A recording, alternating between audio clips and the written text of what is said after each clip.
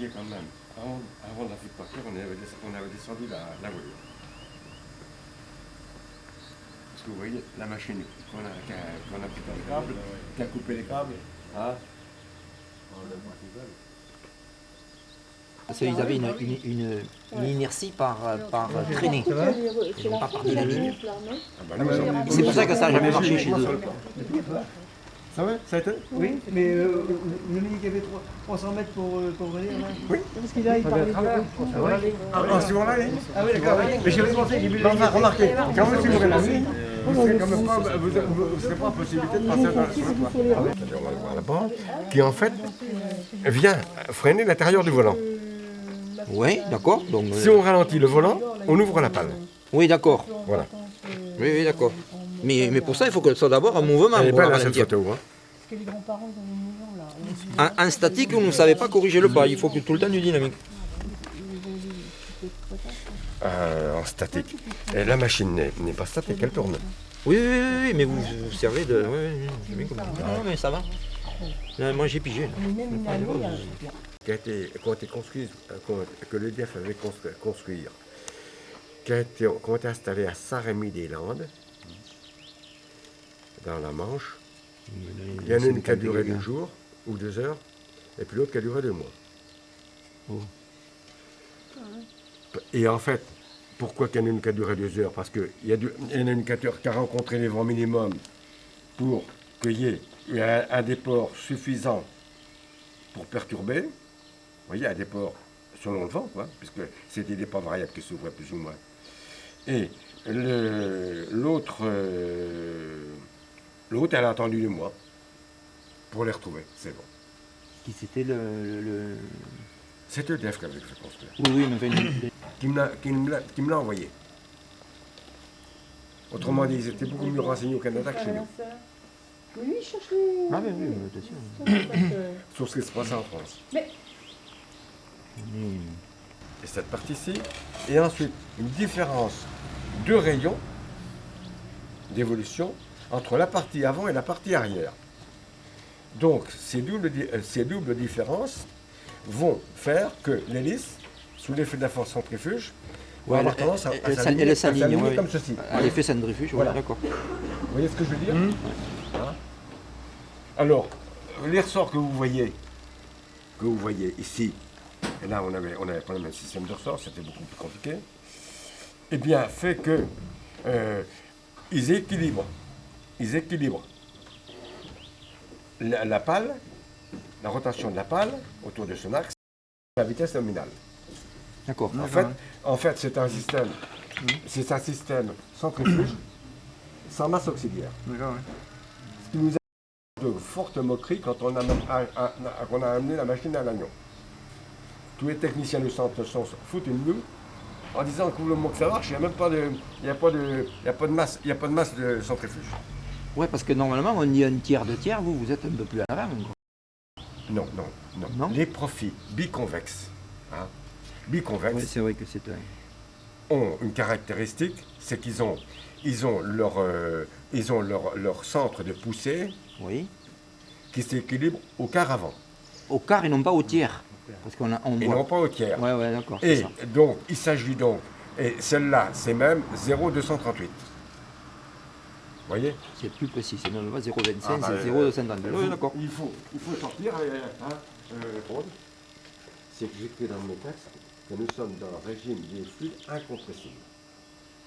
Ouais. Ça va étonner, hein? Oui, parce que l'air, théoriquement, Voilà, c'est voilà. possible. Évidemment, si on considérait un volume clos, l'air se comprime, mais là, il s'agit d'évoluer au milieu d'une masse. Donc, disons, dans un milieu limité.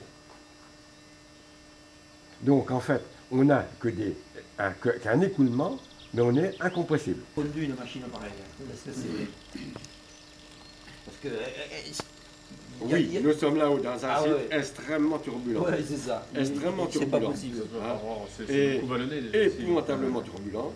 Mais disons que les turbulences existent partout, même en haute mer. Quand vous regardez l'histoire de marine, combien de voiliers qui se sont touchés, en haute mer. Hein. Parce que, évidemment, il n'y a pas que le relief, il y a ce qu'on appelle les incidences et les perturbations thermiques. On sait bien que derrière ou devant un nuage, vous avez ce qu'on appelle un front. Et ça se retrouve au large. Hein. Donc il ne faut pas avoir peur de dire ce qui est.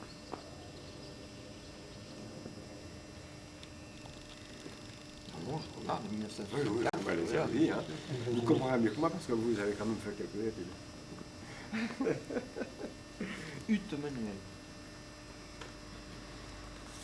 Oui, alors, vous voyez, par exemple, il y a des courbes là. Ah, mais attention, c'est voilà. Je l'ai sorti ce bouquin là. c'est une traduction d'un allemand. Hein. Oui. Il faudrait qu'une machine éolienne possède un pylône de 1500 mètres au-dessus du sol et un pylône qui n'existe pas. Parce que les pylônes ont une traînée qui ralentissent le vent.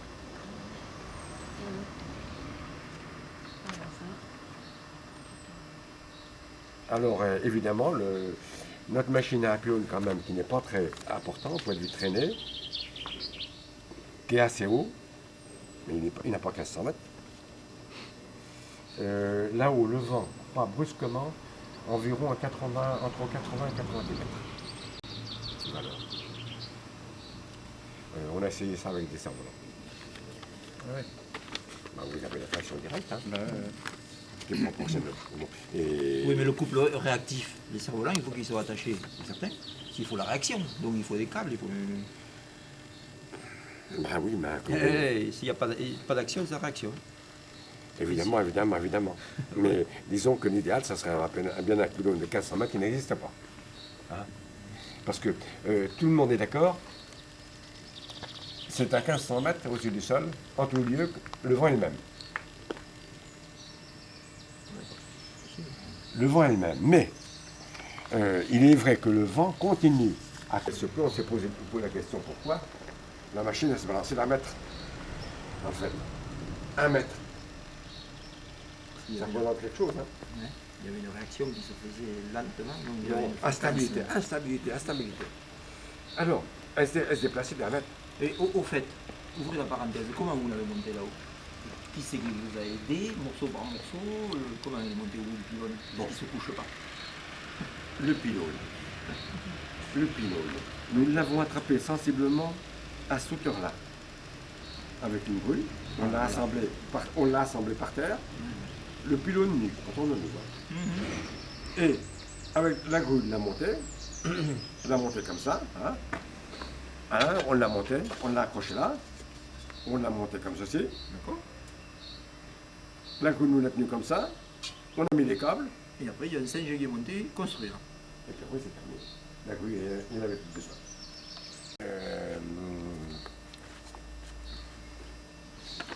C'est national. Hein. Là, le pylône, il est monté nu, juste avec la partie qui s'oriente. D'accord. Voyez. Si on peut y ajouter les dérives. Parce que la dérive n'est pas lourde. Et puis ensuite, la dérive stabilise dans le vent. Parce qu'une machine comme ça, il est mieux qu'il y ait un tout petit peu de vent pour la stabiliser au point de vue direction. Oui. Voilà. Hein. Donc, c'est un avantage de monter avec la dérive. Hein. D'accord, et après, morceau par morceau, c'est parti. Voilà, et après, vous montez morceau par morceau. Alors, il y a quand même des morceaux qui vont autour de 350 kg. Hein. Vous aviez construit une nid de pie pour être à l'aise? Comment? Vous aviez fait une nid de pie pour être à l'aise? Oh non. Voilà, quoi. Harnais, tout le travail. Acrobate, quoi.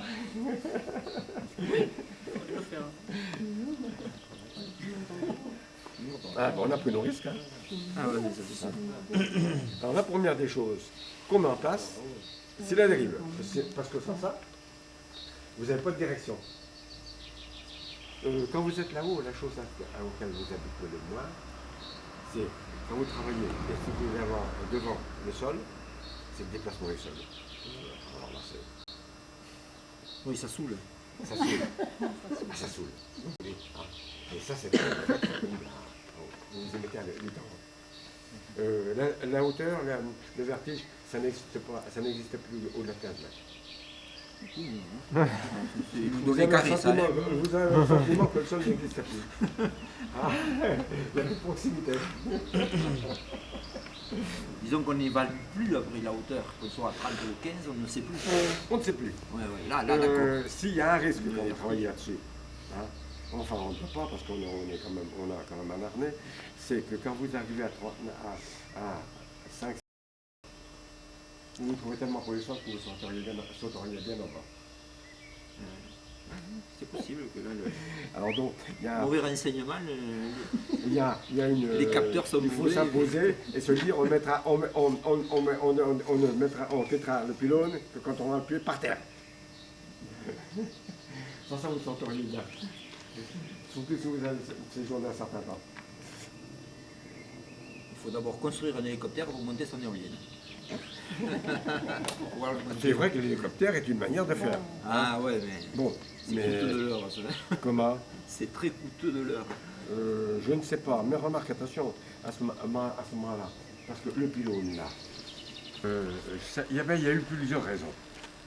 D'abord, cette machine-là n'était en rien comme les autres, puisqu'elle n'est en rien comme les autres. Mais ouais, mais c'est peut-être l'attrait, ça. Comment? C'était peut-être le point fort. Oui, mais il y avait un temps donc de probation.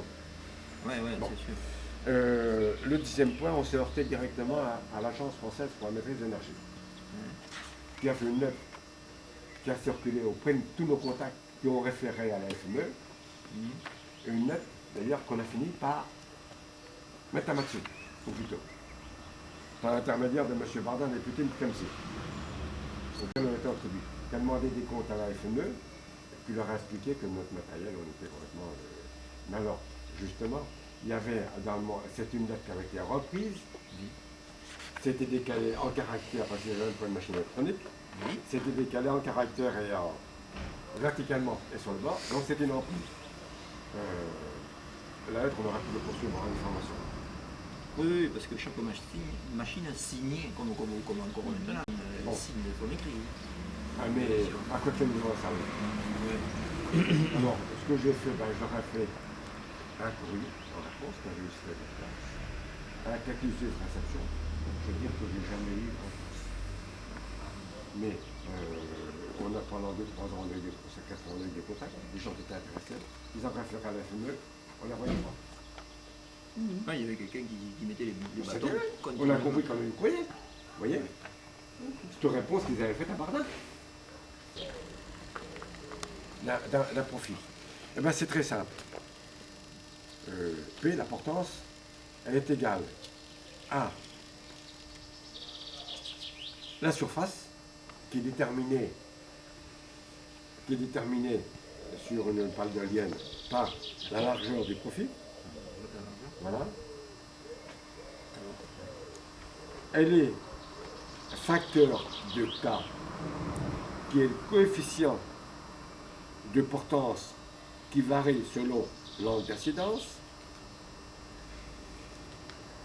Il varie selon l'angle d'incidence, c'est-à-dire que le vent relatif le frappe comme ça. Hein. Si et il croît ce coefficient de portance jusqu'à un angle d'incidence, l'angle d'incidence il est là, jusqu'à un angle, c'est-à-dire c'est l'angle entre la corde et puis le vent relatif qui frappe l'aile. Oui. Il croît jusqu'à environ 12-13 degrés. Au-delà, la pale, le vent derrière, il fait ceci. La pale augmente sa résistance à l'avancement et en même temps, et n'augmente plus et elle continue quand même à augmenter sa portance. Mais la résistance à l'avancement devient telle qu'il y a perte. Si on commence à Alors, oui. Alors, donc j'avais dit S facteur de K, qui est fonction d'incidence, facteur de V2, oui, bien sûr. sur 16. Pourquoi 16? Parce que quand on part en automne, Oui. on retient 0, et puis qu'on veut des kilos, on retient 0,125 Oui, kilos par mètre cubes d'air. Et puis, il faut multiplier que la puissance récupérable, c'est 1,5 MV2. Donc ça nous fait 16, ça nous met sur 16. Alors, c'est une explication bien longue pour pas dire grand-chose. Alors autrement dit, si vous augmentez, si vous voulez K trop fort, oui, je vais faire un petit intermède sur une autre question. Hein. Si vous avez des questions à me poser, si vous n'avez pas compris, vous me dites surtout. Parce que, bon, vous présentez une hélice ou une turbine à vent, comme par exemple les Oasis et les roues américaines au vent. Si vous ne la faites pas tourner, si vous l'empêchez de tourner, la bloquez, il y a du vent. Le vent rentrera droit, et vous aurez une conversion d'énergie du vent, parce qu'il ressortira en brillant. Mais la puissance sortie, comme il n'y a pas de mouvement, elle sera de zéro. Vous aurez un couple, mais vous n'aurez pas de... Hein, parce que la puissance sera toujours le couple par le déplacement. Bon. Alors, donc, il faut une vitesse. Et le vent rentre, il convertit son énergie en rotation d'hélice, et ça sort beaucoup moins en vrille derrière. Alors évidemment, théoriquement, plus l'hélice va vite, moins vous avez d'effet rotationnel du vent. Converti en vitesse rotationnelle. Mais on est limité au point de vue rapidité, d'une part, il y a la traînée propre du profil de l'hélice, et puis vous avez tous les efforts mécaniques, force centrifuge et tout. Hein. Alors, ce qui fait qu'au bout, eh bien, on arrive toujours à un compromis technico-économique. Hein. Parce que vous n'allez pas faire des matériaux qui dépassent au kilo prix de l'or pour gagner rien du tout. Hein. Alors donc, il faut avoir une vitesse de pale. Hein. Ce qui fait qu'en fait, la vitesse détermine un angle en bout de pale. En gros, c'est-à-dire on fait marche avant, marche arrière. Tantôt il y en a un qui parle sur le côté le plus lisse possible, le côté poli. Je suis bien passé pour savoir. et le côté pour le requin. Oui, mais ben, vous voyez, j'ai fait des nouvelles formes de bateaux. Par exemple, vous voyez une préforme, j'aurais pu faire une forme de pale, oui. Hein. Ben, vous avez une préforme de bateau. C'est-à-dire qu'on fait le volume d'un bateau, et puis après, on établit un moule.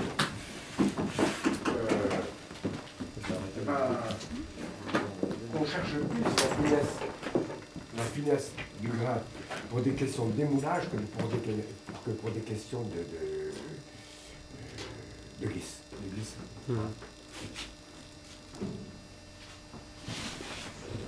À ce sujet, sur le dernier CNCV, quelque chose les Japonais, ils appliquent dans le moteur Nissan. Oui, ils ont diminué par 10 la friction. Oui. Si, dans quelques années, quand il va y avoir l'application, on va faire un gain de rendement avec mon moteur thermique. Et tout d'ailleurs, tout ce qui est frottement. C'est pas sûr, hein. Le disque, il est là. Il est pris là. En bois. Mais en fin de compte, ta pale là, il faut un autre support pour la pale quand même, parce que je vois que le machin, tu dois avoir là.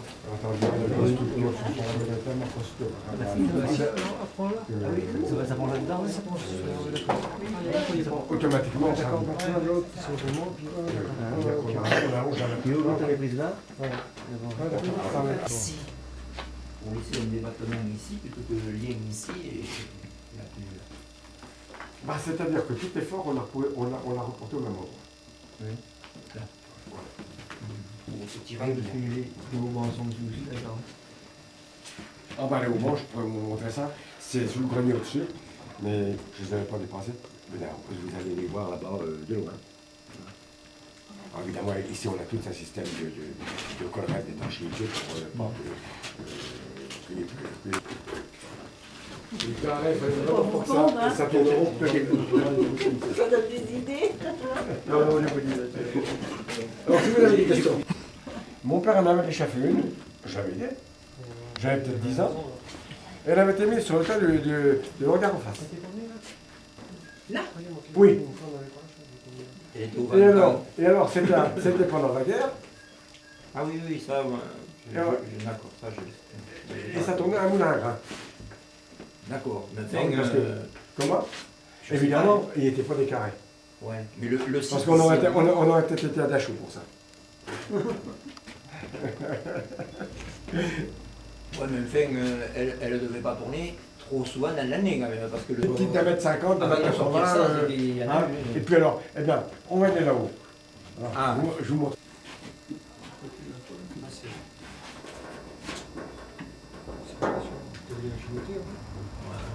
Non, non, je l'ai vu.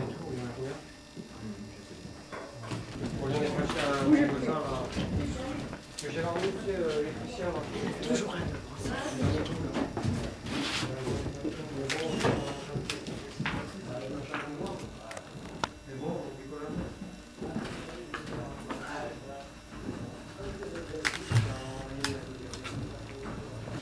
Alors Jocelyn, il faut que tu achètes des machines outils d'abord.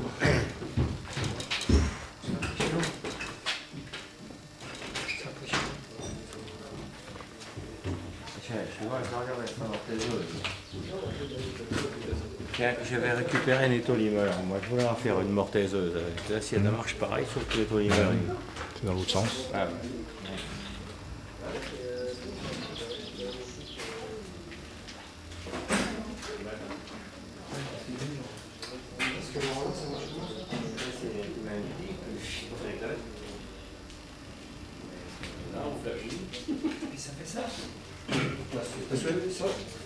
Là, Ça tombe pas, ça, c'est juste pour tenir arrêté. D'accord, ouais. Ça, c'est ça qui fait la carrière. Ah d'accord, tu penses... Moi, j'en ai récupéré comme ça, D'accord. mais il est horizontal.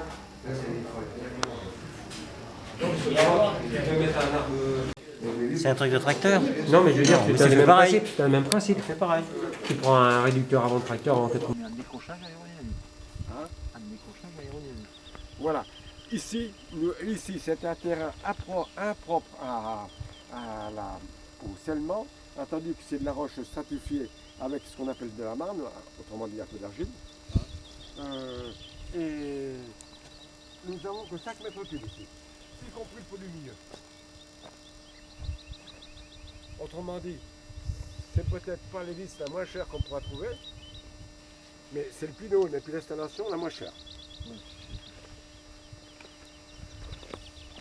Voilà, bah, attendez.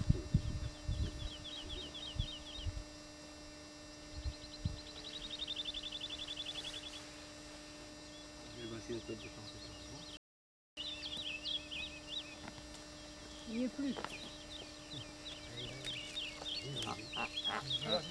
Balbutiement. Rotation. Oui. Tu vois, il y en a un à l'arrière et deux à l'avant. Hier soir, on est en train de voir.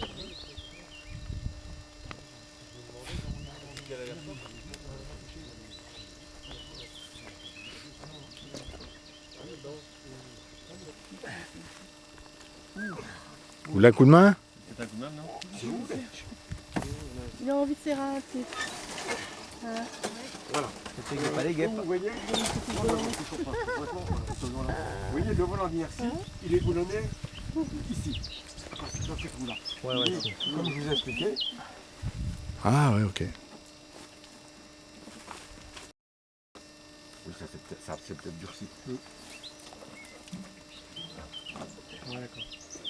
Il peut y avoir plutôt Vous du voyez, serpent. la commande des ailes là. en Vous ce voyez, moment. regardez le volage. Voilà. Mais là, c'est un système d'amortisseur, du moins. Oui, Enfin, ça, c'est l'habitude. D'accord. En Oui. fin de course, ouais. Oui, c'est un système de fin de course. Hum. Et puis voilà la base de la vitesse, qui se raccorde donc et ça fait que sur le volage. D'accord. Et donc là, en fait, il n'y a pas les ressorts, là, par contre. C'est les ressorts qui tournent. Monsieur qui veut voir, évidemment. Il a raison. Il faut profiter que ça soulève. Là, il manque les ressorts en fait. Ah oui, C'est qui? sur les crochets que vous voyez là-bas, sur les embouts de dégâts. Je vais dire, on vous l'interdit. Je dis, écoutez, on ne vous demande pas de l'interdire ni de la permission. Vous vous tiendrez hors de portée et foutez-nous la paix. Et on a enlevé le linge. Il commence à chauffer le coco là. Par contre, c'est pas facile à faire ça. Comment? C'est pas facile à faire ça. C'est un truc de pelle mécanique, ça, non? Les courants de pelle mécanique, non? Bah ça, c'est un truc.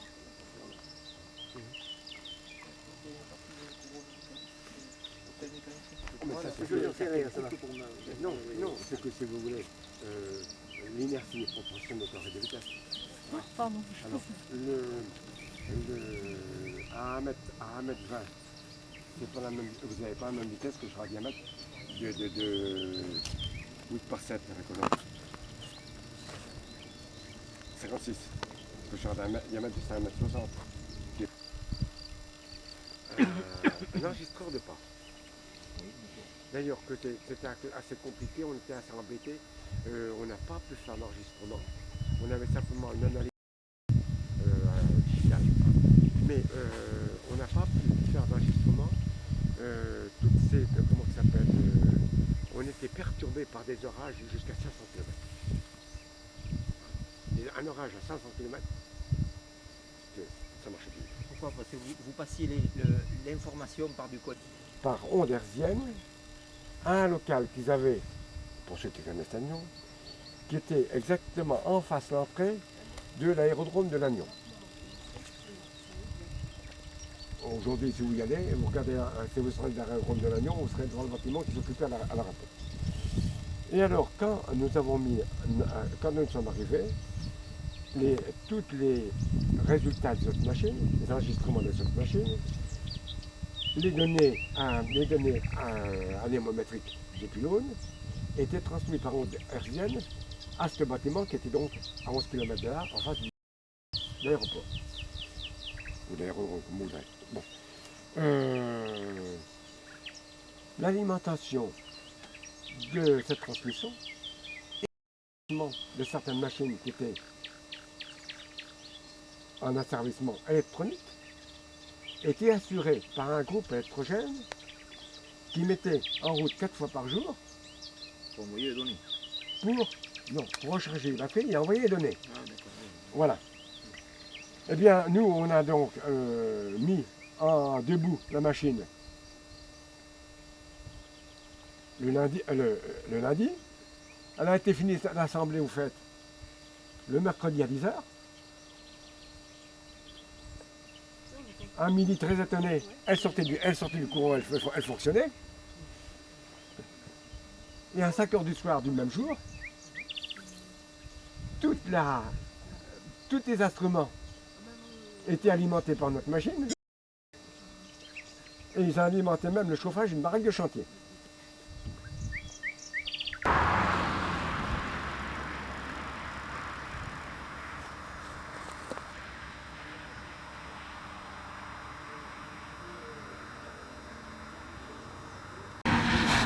Je préfère restaurer celui-ci parce qu'il était problématique. Il fait à peu près une moyenne de 3000 visites par an. Alors le moulin de Bouy, ils le mettent en route au 1er mai. Hein. Oui, oui, oui, on va nous courir, ils sont venus nous voir. Ah, on est venu trop tôt. Mais ils ont eu des problèmes, il était très dur au démarrage. Je remarque que nous, depuis qu'on a eu un problème sur une aile, ils n'ont pas quantité, mais j'ai l'impression que d'autant que c'est peut-être plus.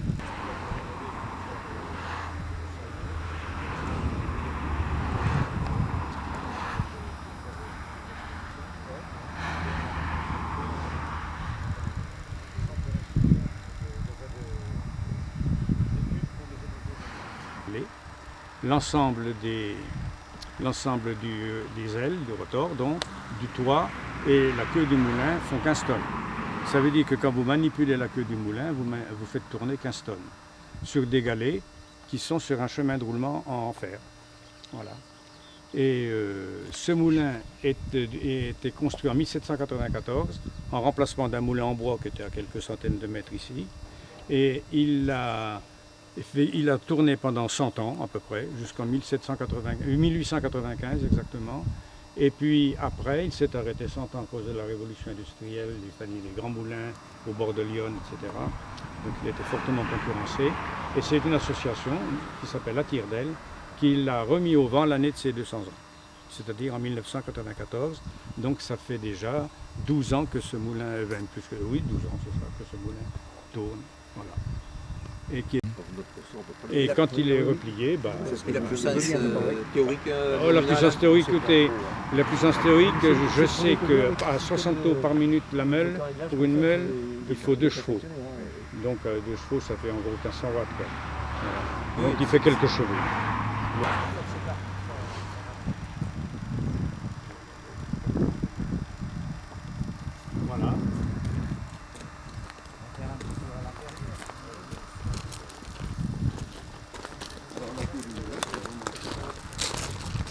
Alors avec 2 hommes, on est capable de faire.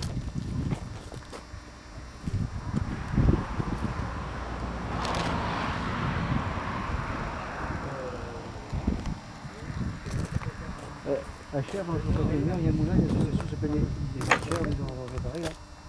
Il a l'arbre de commande qui est relié à cette vis sans fin et au pignon qui est ici. Voilà, alors c'est l'arbre moteur, vous voyez, c'est un gaudron d'arbre usiné. Il est incliné de 13 degrés sur l'horizontale. Un moulin à vent n'a jamais un arbre horizontal. Il est toujours incliné entre 12 et 15 degrés selon les régions. Et la raison? Et la raison, c'est pour permettre un meilleur écoulement du vent au bout des ailes. Il y a une meilleure performance parce que sinon, le vent plaque. S'il était face au vent, le vent bute sur les ailes et c'est moins bon. Il faut qu'il y ait un échappement du jet d'air, en quelque sorte. Voilà. Alors ça, le gros roue que vous voyez là, ça s'appelle la rouée. Il a 50 dents qu'on appelle les aluchons, qui sont en cormier. Voilà. Et ces aluchons s'engrainent dans une lanterne qui a un rapport d'environ presque 6, 5. Ça veut dire que quand la meule, donc le gros fer, est relié à la meule. Je vais te prendre en photo pour avoir des preuves. Il faut que chez moi. En droit. Alors ce qu'on appelle le gros fer carré eh bien, est relié à la meule tournante, celle-ci, grâce à une grande tige de fer qui traverse le gros fer qu'on appelle une anille. Voilà. Et donc, vous voyez, la meule, celle-ci tourne. Et en face, il y a la meule gisante qui est en dessous, que vous verrez tout à l'heure, et qui est de la même dimension. Alors, ces meules sont très lourdes. C'est un inconvénient pour nous, parce qu'il faut un vent assez fort pour moudre de la farine. Elles font 1,80 m de diamètre et 2 tonnes. Alors, elles ne sont pas monolithiques. Ça veut dire qu'elles sont dures, qu'il y a le même arrondi que l'arbre moteur. Et pour éviter une usure prématurée, bien qu'il soit parfaitement lubrifié, on a mis des lamelles d'acier tout le long de l'arbre moteur pour durcir cet arbre, qu'on appelle des allumelles. Voilà, alors c'est dommage qu'il n'y ait pas de vent pour qu'il tourne, parce que quand le vent tourne, quand le vent fait tourner les ailes, eh bien vous pouvez régler l'ouverture de votre moulin avec ces 2 cordes. Alors tout de suite, pour ne pas se tromper, parce que des fois il y a des coups de vent brutaux, en particulier en temps d'orage, la hantise de meunier, c'est que son moulin s'emballe. Alors, donc, ça c'est la corde de ralentissement, et ça c'est la corde d'accélération. On ne peut pas se tromper. Enfin, en principe, non. Alors voilà. Ici, vous voyez, donc quand le moulin tourne, tout cet ensemble, ces 2 couronnes dentées qui sont séparées par un pignon qu'on appelle un satellite, eh bien, lorsque vous faites tourner, d'ailleurs vous allez voir, si je fais tourner un petit peu, oui, l'autre tourne dans l'autre sens comme un différentiel d'auto. Voilà. Alors, donc, ça veut dire que quand je bloque une couronne ici, si je bloque ces couronnes avec ce levier-là, alors là je suis côté accélération. Eh bien, ça veut dire que quand je bloque cette couronne, toute la vitesse se reporte sur l'autre couronne, elle fait tourner la vis, le satellite, qui fait tourner une vis sans fin, qui s'engraine dans ce pignon à dents inclinées, là, et qui va jusqu'au bout des tiges, du petit pignon qui était à 6 heures tout à l'heure et qui va s'engrainer dans la couronne. La couronne est reliée à quatre leviers. Comment ça se fait qu'ils ont fait un frein à tambour ici, qu'ils n'ont pas passé à faire 2 freins et un système de tambour et de frein à tambour? Oui, mais enfin là, je vous dis, parce que quand on le serre avec cette manivelle, hein, et quand il est bien serré, je pense que ça suffit. Donc il est à peu près serré sur une petite moitié de circonférence. Alors, donc quand ça tourne, donc ça, quand je bloque cette couronne-là, j'ouvre les ailes, et quand je bloque cette couronne-là, je ferme les ailes. Et on s'envoie des tops à chaque fois que ça va par impulsion. Ah ben non, je bloque au hasard. Que j'en accroche une. Hein. C'est démultiplié, donc... Le tic-tac du moulin, c'est ça. Donc si le fer est carré, c'est pas sans raison. C'est parce que ça fait 4 cames, tout simplement. Donc ça fait... Là, on l'appelle aussi parfois le babillard. Le grain va s'écouler lentement comme ça, au fur et à mesure que, à chaque fois que ça passe sur un bossage, eh bien, ça... Ça sert au distributeur. C'est le distributeur. Alors ça, c'est pour... On met ça, mais ça coule entre les deux. Alors, quand on moue, eh bien, grâce à une vis qui est de commande en bas, on écarte les meules à peu près d'épaisseur d'un grain de blé. Voilà. Donc il faut qu'elles soient parfaitement équilibrées. Voilà. Et à ce moment-là, les grains sont enroulés, la force centrifuge les entraîne écrasés au bord de ce coffre qu'on appelle une archure, et cette archure donc reçoit la mouture, c'est-à-dire le grain écrasé. Et il y a une raclette en cuir qui rare à chaque tour la mouture et qui l'envoie dans une goulotte dont on voit le trou ici. Et vous allez l'envoyer au butoir par gravité en bas. Et pour monter les sacs, il avait... Alors maintenant, voilà. Et quand le moulin a été mis en service, récemment, l'arbre rond qui est à l'intérieur de la meule est guidé par des calembrois. Et les calembrois s'étaient usés. Donc on avait un problème de vibration de la meule. Voilà, elle était mal guidée. De la meule tournante. Alors vous avez donc cette couronne-là, qu'on appelle une étoile, et bien en termes techniques, et puis là, qui donne donc 3 prises de force, la rotation du butoir, la prise de force pour le monte-charge, qui est commandé toujours avec une corde, et le système de sécurité le régulateur de watts. Je vous expliquais tout à l'heure son rôle.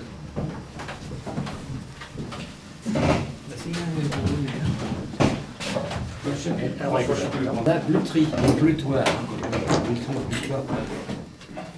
par l'intermédiaire de cette goulotte, là c'est creux, par l'intermédiaire de cette goulotte, donc notre mouture va tomber dans cette bluterie.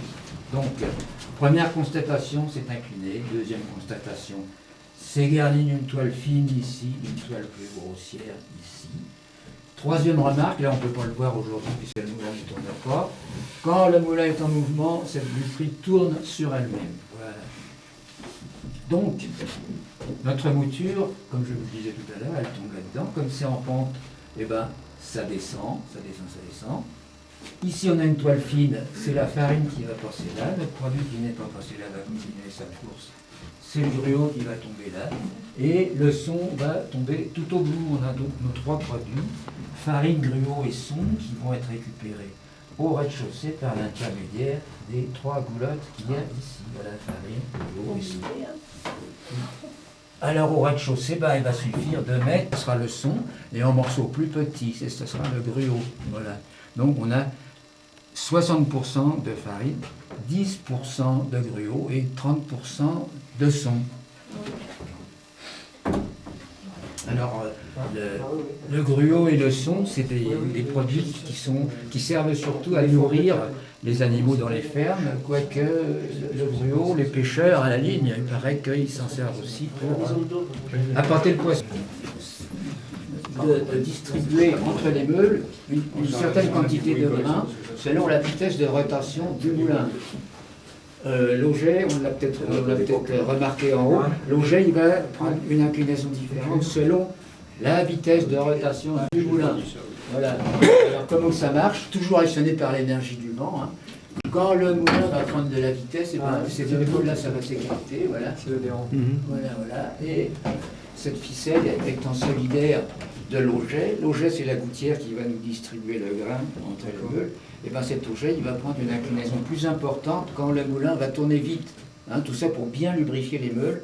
Comme disait mon ami tout à l'heure, il ne faut surtout pas que le moulin soit en état d'écraser le grain avec un tout petit écartement, parce que ça risquerait de chauffer, si vous voulez, et ça encrasserait les meules et ça va enlever le blé.